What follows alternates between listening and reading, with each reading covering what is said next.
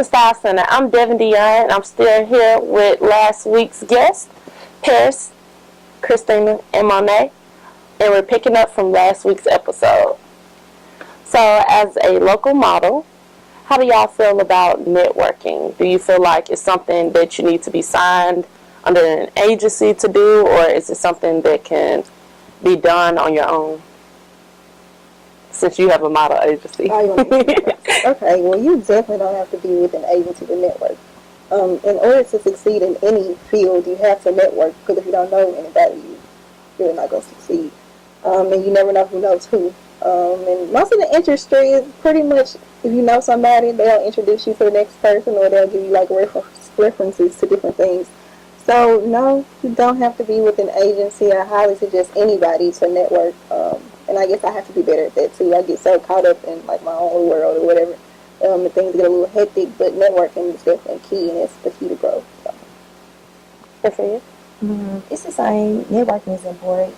If I didn't network, I wouldn't be growing, because I would be in a small comfort zone and wouldn't be out there bubble. You kind of got to start knowing different people that's gonna help you be better and get better and go to the next level. If you network, I mean, a lot of my social media stuff, I've had to do networking, reaching out to people, because not everything is going to be handed to you. So you kind of got to have that hustle and have that grind to do just about anything. Networking is important in anything you do. You have to meet people to get somewhere, because somebody is always going to be higher than you on something.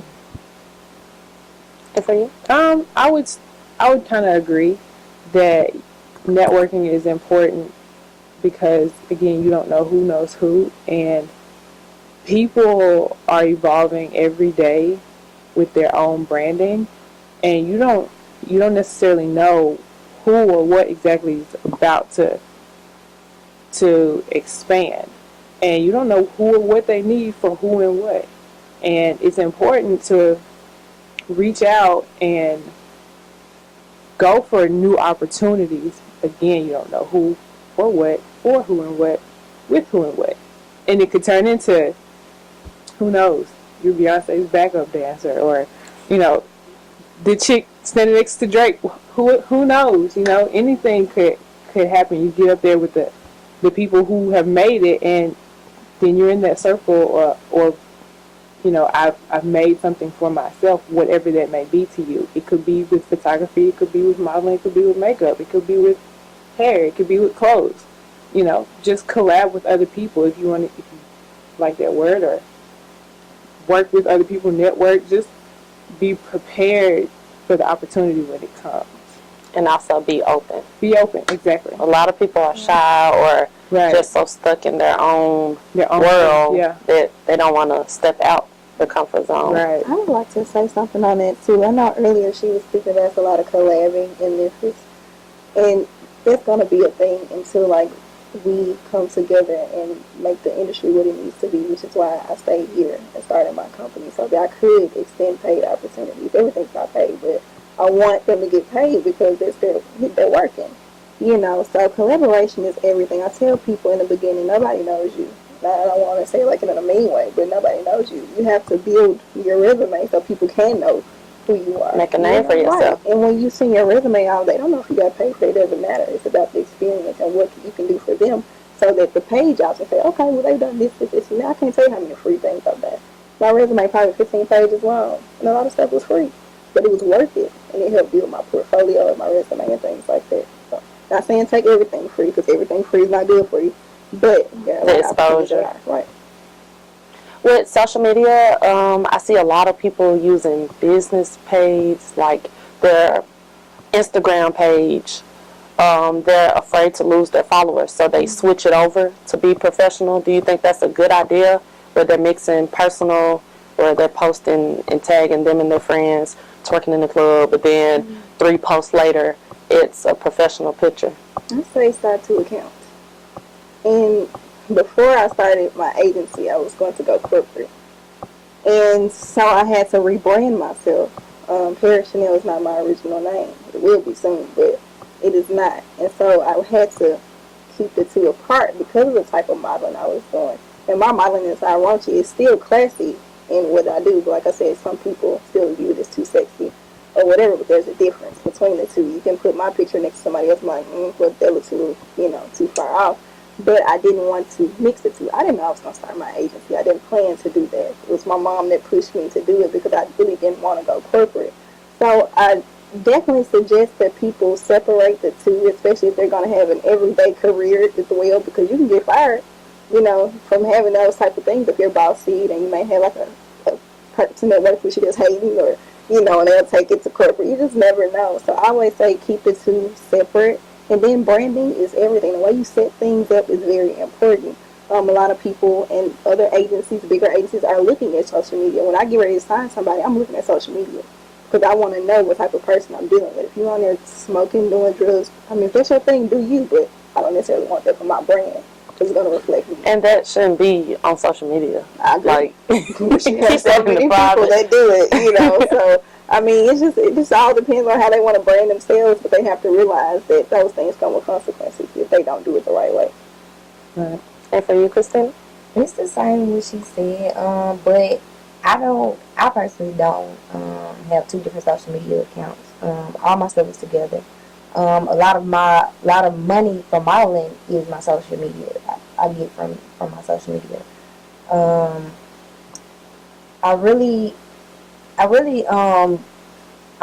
I can't speak for everyone on that because you do, like, if you do certain stuff that you don't want, like, even if you did like on another account, stuff goes viral, they'll see your face regardless. So it kind of don't matter if you separate those accounts or not because it's the internet, it's going to be seen regardless. So if you have this unprofessional page, then this professional page, it's still on social media. Well, I guess let me touch on that. When I say that, I mean people are looking at your account to make sure it's a certain way. Like, say, for instance, if you're an influencer and someone wants to contact you to do clothing, but you have all this other stuff that doesn't even relate to that, they're not going to want to, book you for that. If you have this social media account that's strictly about your lifestyle, blogging, and fashion, okay. But if you got all these, like, weird little things from your everyday life in there that don't really, relate to that, they may be like, And not necessarily that the page is unprofessional. It makes your image look bad. Right. It not necessarily look bad. It's just not consistent, I would say. Right. That's a good word. Consistency is, like, really key. And I would know because I'm going through, like, that process right now where, like, helping people build influence and Instagrams and things like that. And so, even for myself, like, I've had to talk to different marketing agencies and things. They're like, okay, well, you need to be a little more consistent on this and this. Or some people be like, well, I don't want to book you for this because you have a few things about that, but it's not mainly just that. So, those are the subjects I combine because I know, like, we're under, like, a time or whatever. But everything, I'm not meaning, like, if it's unprofessional, put it all on here. Unprofessional really shouldn't be on social media anyway, because a lot of people do look at it for business purposes. But if you want to do that, I say keep that away from the page that you're wanting to bring yourself as an influencer or model or whatever. But that's what I meant by that. Well, I personally have mine together as well, but my Instagram page is professional though. So as far as me posting things that don't need to be seen, I mean, I just want to put that out there. That's just common sense to me. And again, I have, like, a lot of younger kids that look up to me and that I teach. So that's just something I would keep clean just because, one, I'm a professional person and there are kids watching. And you can't control, what's being seen once it's out there. So if you don't want it seen, don't put it out there. But Monet, the model, and Monet in everyday life is not too much of a difference. Nope, not at all. So, like, it's okay to keep that together. You get exactly what you see. So. And do you have any advice for any new up-and-coming models in the local area?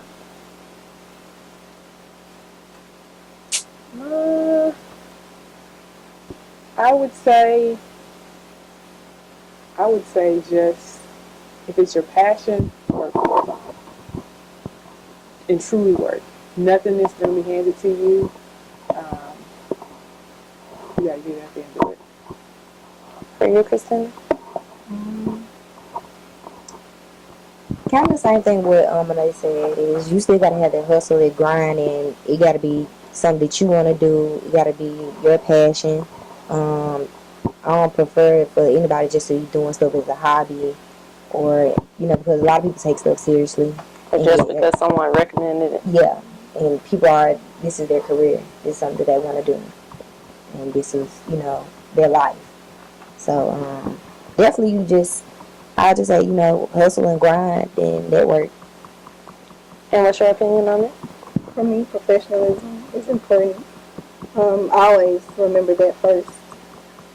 Take criticism. Be open to criticism. A lot of models get butthurt. And I tell them all the time, I'm like, I'm here to help you. I'm not here to hurt you. I said, because I say it in New York, they're not going to feel what they say to you. They're very blunt, very precise in what they want. They don't care about your feelings. And so I definitely say be open to criticism if you want to grow. And just try to succeed from there. Thank you, ladies, for being so honest with me and having this chit-chat. And that was another roundtable discussion with the Style Center.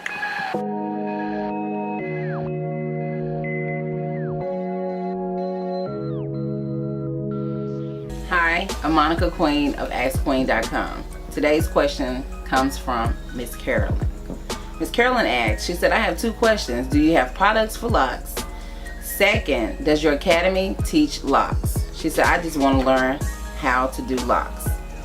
I am so glad that you asked, Miss Carolyn. Yes, I have worn locks for the past 16 years, and I have cared for my locks using Ampro products. I use the traditional brown gel that is very popular, America's #1 gel, along with Shine and Jam.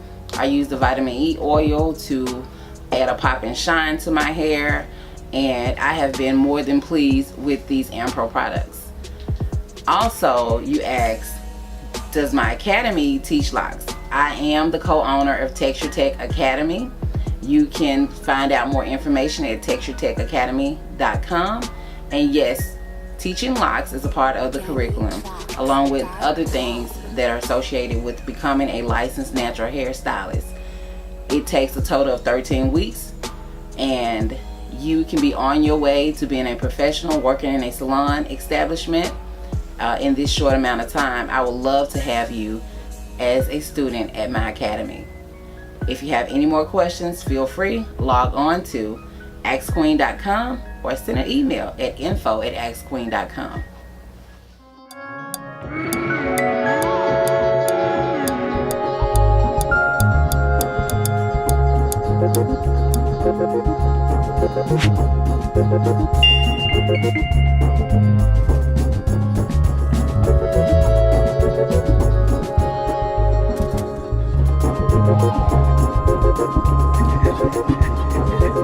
Hey y'all, it's me Taylor with the Style Center. Catch us on Wednesdays at 10 p.m. on Comcast Channel 31.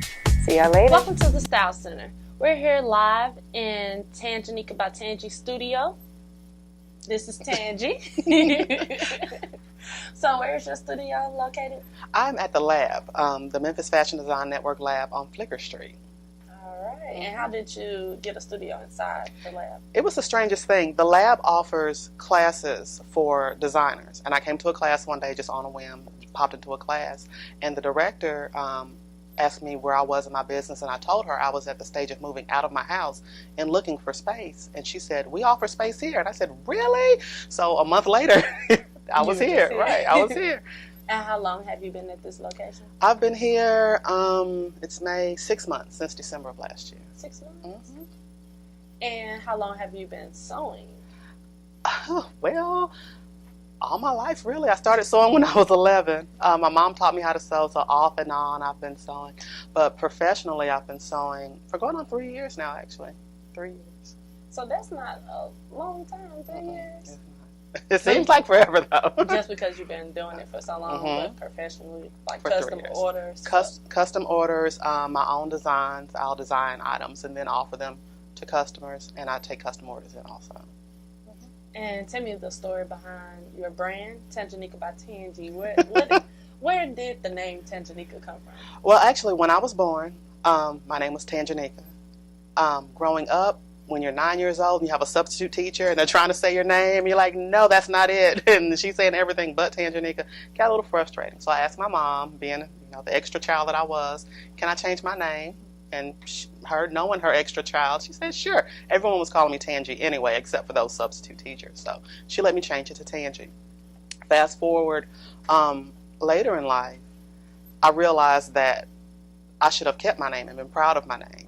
So my brand kind of reflects who I should have been by myself. So it's my full self by Tangie. Mm-hmm. Deep in it. I was not expecting that. Uh-huh. So at what age did you plan to reclaim your name? It really happened as I was sewing. When I started sewing, I was doing, I still do a lot of African print, but I started doing the African print maxi skirts a few years ago when they got really big. So a lot of the designs and fabrics that I was looking at were African inspired.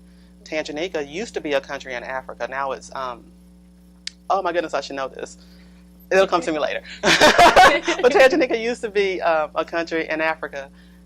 So it's just kind of like reclaiming my roots, reclaiming my history. So it all kind of came together at the same time. And would you say African print skirts are like your signature? Is that what you're known for? African prints are my signature. Up until probably the time I moved into the studio, I was known for African print skirts, because I was working out of my home. I could get someone to send me their measurements, whip them up a skirt, ship it out. Now that I'm in the studio and I can bring clients in and actually talk to them about what they need, what they want, actually fit them, I can make other garments. So while the skirt started out being my signature, I think now I'm known for African prints, but I can venture out and make more different kinds of clothes now. So I heard you say you were sewing professionally for 3 years. Mm-hmm. I know you offer lessons. Mm-hmm. Did you receive a lesson or you're self-taught? I am self-taught. Between me, trial and error, my mama, and YouTube. Yep. Mostly trial and error, though. Yeah, what I do is I set out to learn a new technique. I'll learn that technique and add it to the other techniques that I know, and I'll just build from there. And that's the same thing I do with my students. You mentioned that I teach sewing lessons and classes, and I do. And we'll start off with the basics. This is how you do a straight stitch. In the next class, you're going to learn how to use a pattern. The next class, you may learn how to install a zipper. And we build all those techniques until you know how to make what you want to make. So this wasn't something that just happened overnight. Mm-mm. And are you still learning to this day? Every day. The exciting thing about sewing and designing is that it really never stops. It always evolves, because you can always make a different kind of garment in a different way, in a different size, for a different person, in a different print. It can always change, and that's good for me because my attention span is about this long, not that long. So as long as I can evolve and change, then I'll be doing this forever. And what inspires you to create? Do you have like a celebrity influence, or is it just when you wake up, a view that you see when you get in your car driving to your studio? What inspires you? Everything inspires me. As far as designers go, there's a Nigerian designer named Etuan Bassi, who I got to meet last month. Yay, we're best friends now. So a lot of her work, it's strange because a lot of her work looks like my work. So when I look at her work, I see me in some years. So I aspire to be like her. But one of my favorite designers is Carolina Herrera, who's like the exact polar opposite. She's total polar opposite. Mm-hmm. She's very classic, very streamlined, very timeless. So I see in a lot of my designs, it's like marrying the two. I'll take the excitement of Etuan's clothes with the classic elements of Carolina Herrera's clothes, and I put them together. And it makes a epic, girly, classy Very look. girly, very classy, but still exciting at the same time, because we've got the African prints, we've got the different shapes and the different movements and the different textures. So yeah, it's a good combination. Speaking of Etuan, some of her pieces that were shown in Memphis Fashion Week, Mm-hmm. A lot of people questioned. They thought it was Is mine. that a Tanganika by Tangie? I was so excited. And I saw some of your pieces on some guests on Uh-huh. the show. I was excited. I was like, oh, I like his skirt. I saw the fabric and I recognized it. I know, that's really exciting to actually be recognized out in the city. That's pretty cool, because I tell people all the time, all I do is show up and make clothes. Mm-hmm. And that's really all I do. I show up and make clothes, but really wonderful things happen with the clothes that I show up and make. So that's really cool. So for those DIY crafty people at home, is there any advice you would give to them? Keep trying. Don't be afraid to mess up. Messing up is good, because when you mess up, you know how not to do it. So the next time you try, you'll know not to do what you did the first time. Like I said, a lot of what I do still to this day is trial and error. I'll go, oh, I wonder if I can make this. And I'll try, and sometimes it works, sometimes it doesn't. Lots of times it doesn't. But usually along the way, I pick up something else that I can use somewhere else, even though what I tried to do didn't work. So I just tell them, keep going, keep trying, don't stop. So when creating and you do happen to make an error, it's a mistake in like your stitching or anything, do you just throw it all away, or do you take it and create something else with it? It depends. Do we waste fabric? That's the question. Oh, yeah, it depends. Sometimes we waste fabric temporarily. Sometimes we have to put some things to the side. Sometimes it really does turn into something else that I didn't think it was going to be before, but it morphs into something else, and it's something bit better than what I thought it was going to be.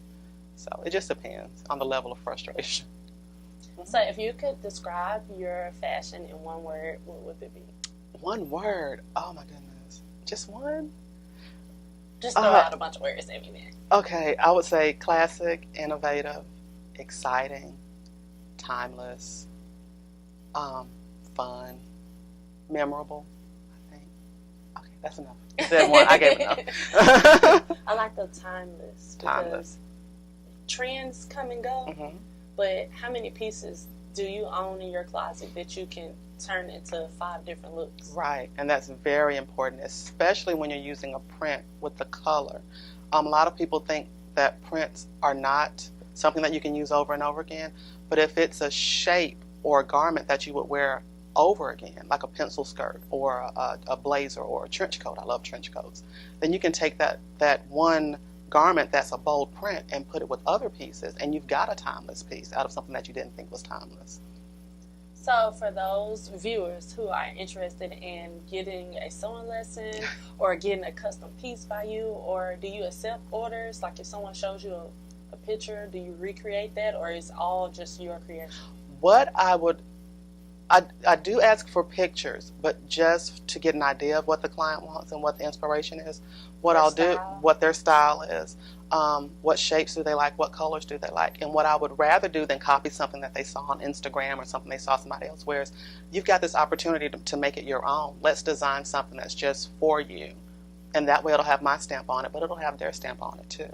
So yes, I do take private custom orders. And they can contact me, and we'll just go from there. I'll bring them into a consultation, and we'll go from there.